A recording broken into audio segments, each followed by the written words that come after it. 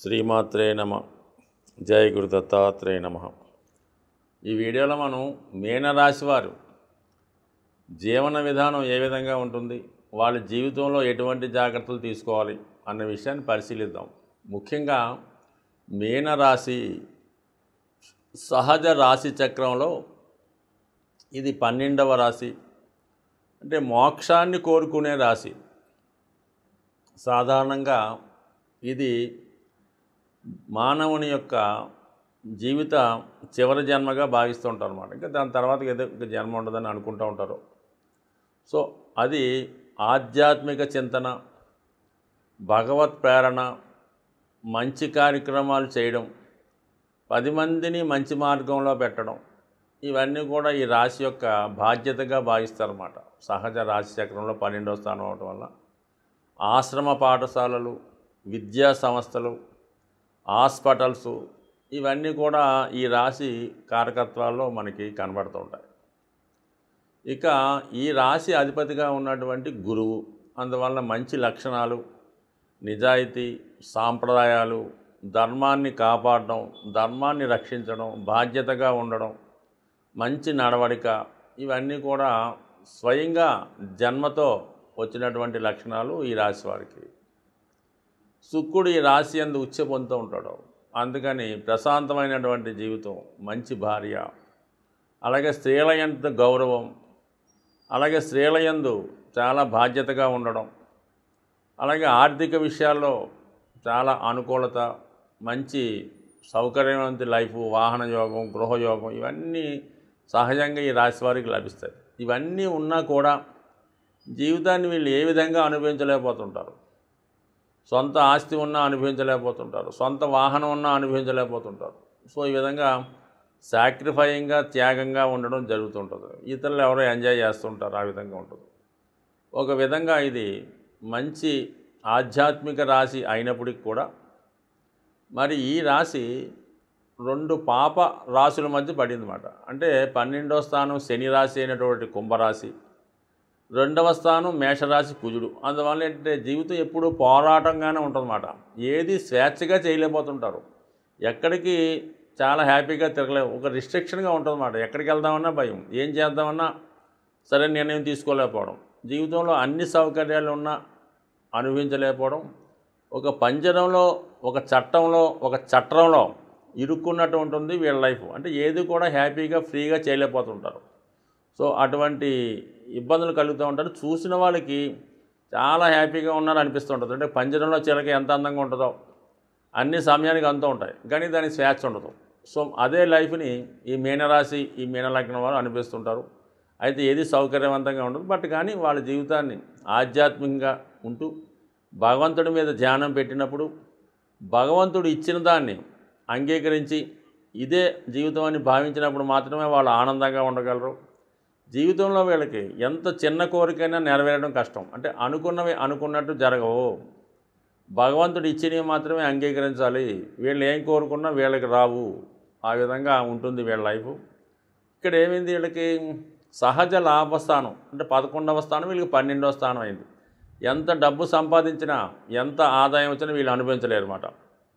అలాగే ఈ కుటుంబ స్థానం అన్నది నెంబర్ 1 స్థానం మేషరాశి అవ్వడం వలన కుటుంబంలో చాలా గొప్ప వ్యక్తులు ఉంటారన్నమాట. అంటే చాలా టాప్ రేంజ్లో ఉంటారు. వాళ్ళ తండ్రి గారు మంచి ఉన్నత స్థాయిలో ఉంటారు, బ్రదర్స్ మంచి స్థాయిలోకి వస్తుంటారు. ఆ విధంగా కుటుంబం మంచి నేమ్ అండ్ ఫేమ్ కలిగి ఉంటారన్నమాట.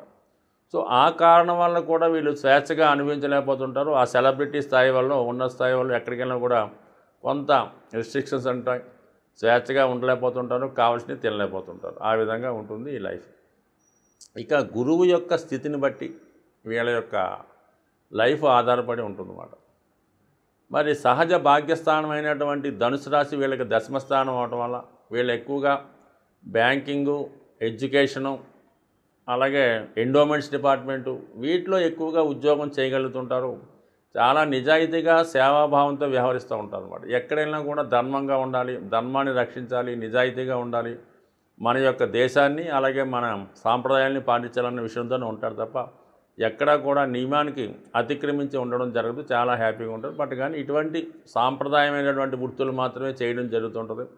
సాధారణంగా వీళ్ళం ఇతర ఉద్యోగాలకి పెద్దగా ఇష్టపడరు అనమాట. ఇలా సాంప్రదాయంగా ఎండోమెంట్స్, బ్యాంకింగు, స్కూలు, పాఠశాల, న్యాయవాది వృత్తి, ఈ జడ్జిలు ఇలాంటి వాటిలోనే చేస్తుంటారు అన్నమాట. ఆ విధంగా ఉంటుంది వీళ్ళ రాశి. ధన భాగ్యాధిపతి అంటే వీళ్ళ కుటుంబమే వీళ్ళకి బలం మాట. కుటుంబం మంచి కుటుంబంలో జన్మిస్తుంటారు. అంటే కుజుడు బట్టి కుటుంబం ఏర్పడుతుంది. మరి గురువుని బట్టి వీళ్ళ యొక్క జన్మం ఏర్పడుతుంటుంది. ఏదన్నా పొరపాటున ఈ రాష్ట్రాధిపతి అయినటువంటి గురువు రాహుతో కలిసిన, పాపగ్రహాలతో కలిసిన ఖచ్చితంగా భ్రష్టు పట్టిపోవడం జరుగుతుంటుంది. శనితో కలిస్తే మళ్ళీ పర్లేదు. మరి అది ధర్మ కర్మాధిపతి యోగం ఏర్పడి మంచి ఉపాధ్యాయునిగా టాప్ ర్యాంకులోకి వెళ్ళడం జరుగుతూ ఉంటుంది అన్నమాట. సో ఒకటి ఏంటంటే ముఖ్యమైన విషయం, ఈ మీనరాశి వారు అంటే జలతత్వ లగ్నాలు కానీ, జలతత్వ లగ్నాలు రాశులు అంటే వృశ్చికం, మీనం, కర్కాటకం, వీళ్ళు పొరపాటున ఏదైనా బలహీనతకు లోనై డ్రింకింగ్ హ్యాబిట్ అంటే మధుపానానికి అలవాటు పడితే కంపల్సరీగా దాన్ని వదులుకోలేకపోతుంటారు.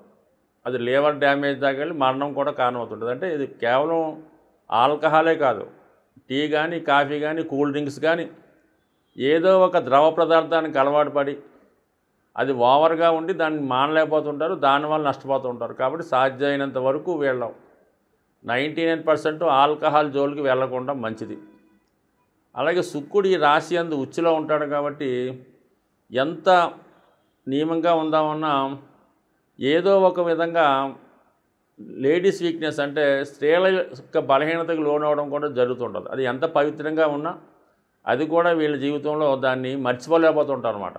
ఒక స్త్రీ వీళ్ళ జీవితంలో ఖచ్చితంగా ఇన్ఫ్లుయెన్స్ చేయడం జరుగుతుంది, భార్య కాకుండా. సో అది కూడా వీళ్ళ వరకు ఎంత ధర్మంగా నిజాయితీగా ఎంత వృత్తిలో ఉన్నా కూడా ఒక స్త్రీ వల్ల వీళ్ళ పతనం జరుగుతుంటుంది అన్నమాట.